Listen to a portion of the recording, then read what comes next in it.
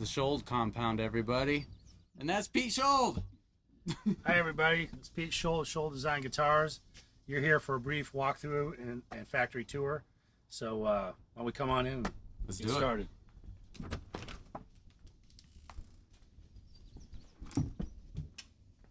Nice. So this is where all the wood is. Yeah, this is the downstairs production area. Most of the stuff starts off as raw lumber, so it comes into this area, and you can see we do a lot of glue up here. These are bodies that are getting ready to be joined. There's a lot of stock bodies that are waiting to be processed further. This is where we do a lot of the joining, the gluing of the bodies. This is actually the glue presses.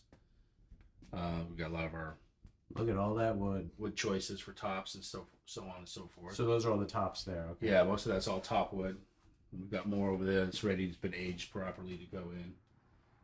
This is the production area right now. This normally isn't So here. is this the aging area over here? And This is the aging. It actually ages once before it gets to this point. Okay.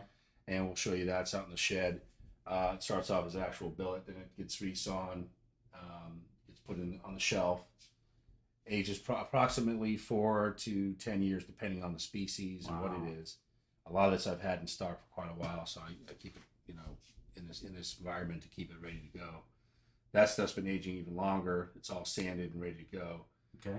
And then on the other end, you can see I have even more of the stuff that's still aging, getting ready to be turned into that. So it goes through quite a process. Great. Let's see here. Lots of machinery down here, Pete. Yeah, this is where, like I said, most of the production gets done. This will cut out all the basic body shapes. Okay. Before it gets put on the shaper and shaped to the actual line, it gets cut freehand down here. Wow. Which leaves a lot of scrap. But this is a JP. Nice. This is a press right here.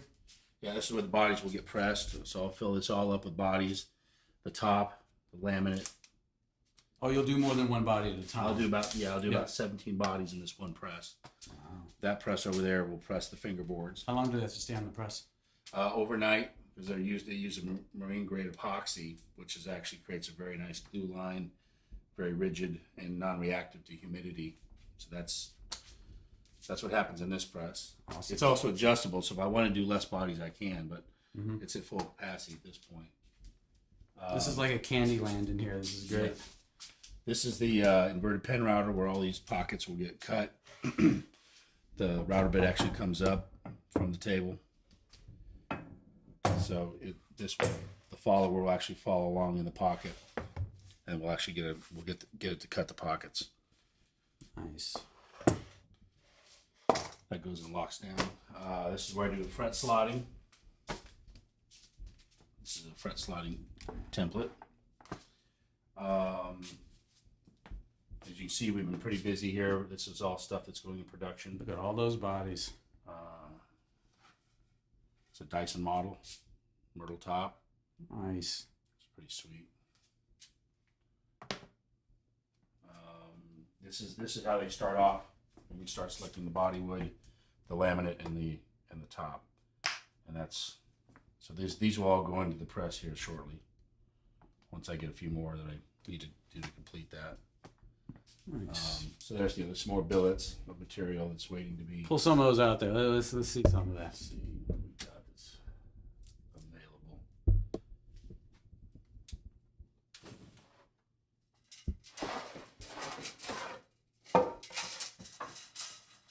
This is a piece I've had for a while. Wow. Redwood, right? Yeah, some nice redwood. So this piece will end up getting book matched or resawn, and that goes over and ages. And then it will get sanded, and then be put into this. This is all sanded and ready to go. So How do you remember all this wood that you have? I usually don't. Fair enough. It's sometimes I just like to come out here and dig through the wood piles. You're like, oh, I have that. Cool. I'll Yeah. make a bass out of it. These are the body woods I've got going. Okay. I have more, but this is what comes in, and then it's all processed, ready to go. Yeah. So I can basically pull it match the tops up and stuff, and then goes right into the press. Got some swamp ash, some obeche, African mahogany. Up there I've got a different variety of Spanish cedar, alder, some different, ones I don't use all the time.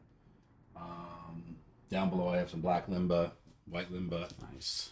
We'll do another video that's more in depth on those guys. Yeah, exactly. We'll come back with this. Do some more neck lengths. Should go past. So, more stuff in production. These have already had the neck and the pockets done. Nice. So waiting for another process. It's cool to see all the varying stages of everything from raw wood through.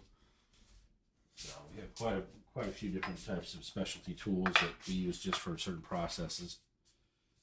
So this actually drills the hole for the jack. This is the basic drill press for drilling all the pockets and all the attachments for the bodies. That does all the rounding over. Here's our fingerboards storage. That's a fun area right there. I've got a few fingerboards in stock. Most of it starts off as just raw lumber, dimensioned lumber that I have to resaw and go through. Like you see this piece, I've got this to worry about, so it's gonna either disappear when I book match it. Right. I'll throw that piece away. If I can salvage something, I will. But otherwise, I've got to go through all this wood to find the best optimum pieces to make the fingerboards out. Right. Shall we go upstairs? Yeah, this is another place where I do the shaping of the necks. That's what all those templates are for. Neck templates, yeah. This is the shaper where I shape the body gets cut to the template.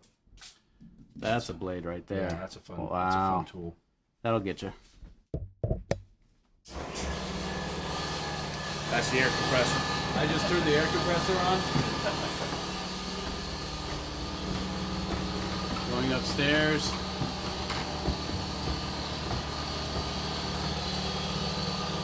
Nice. We got some finished bad boys here. These are all going to be going out this week. Woo! That's good. You catch people right at the top of the stairs with those guys. Yeah. So this is the main shop area, right, where everything gets finished. The more finished type stuff starts to happen. You can see these are bases waiting for final assembly.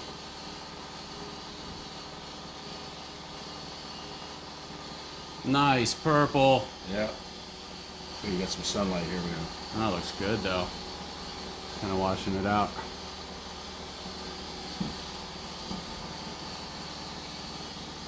This is my messy assembly area. Messy means you're working, man. That's fine. Where some more of the fine tuning stuff happens, but I'm bringing most of that stuff downstairs now. All the different neck templates for all the different scale lengths I have. I have 35, 34, and 33 inch scale lengths. Nice.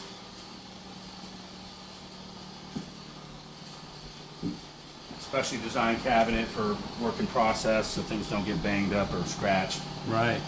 As an extra waiting for assembly, they can go in here in raw state or they can stay here when they're ready for assembly. These are all going to be ready to go onto the bodies here shortly. Sure. So this will get filled up here really quickly with a lot of those bodies downstairs. Is this a photography area? Where I do some of the the basic photos for the shop, just so I can get some stuff for my own records mainly.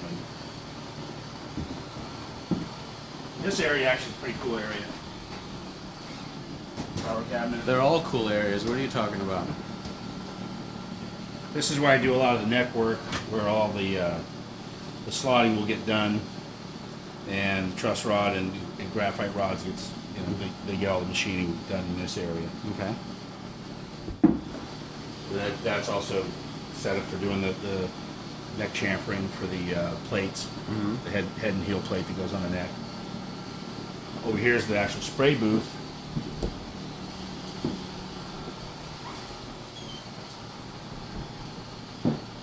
Nice. Very low tech, but it does the job. I spray a waterborne finish, so this is really all I need to take everything out as I'm trying to spray in a dust-free environment. That's the main thing. So when you're doing the finish, you're in here. Yeah.